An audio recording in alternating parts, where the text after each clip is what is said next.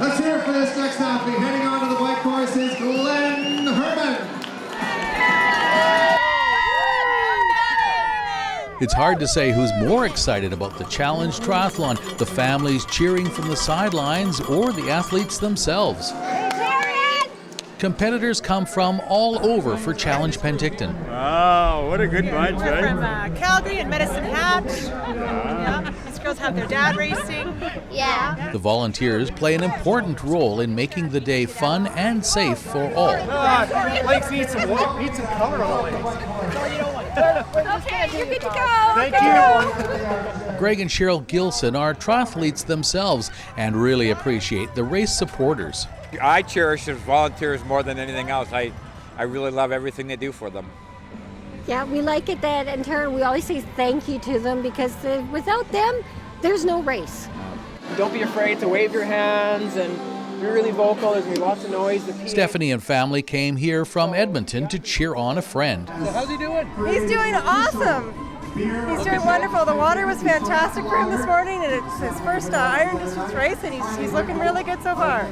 Volunteers may not burn as many calories as the athletes, but from 5:30 a.m. until 1:30 the next morning, they're hopping. And it's up to Ken Lozon and his crew of 45 nutrition volunteers to feed the hungry workers. It's a long day for a lot of people out here, and it's important that you keep your fluids up, obviously, and get some nutrition in you. There's a spot to come and relax in the shade here, have a bite to eat and a drink, and then get back to your duties out on the course. We treat the athletes and the volunteers as the same, so there's no difference between what the volunteer would get or what the athlete would get. This morning we started making pancakes and sausage at 6 a.m. and we'll roll through that till about 11 a.m. and then we'll have a nice lunch of fresh sandwiches and salads. And tonight in the evening we're going to be doing cheeseburgers and chicken burgers and more fresh salads for them. We're using in excess of 2,500 volunteers here today, and there's just no way that you can run these kinds of events without them.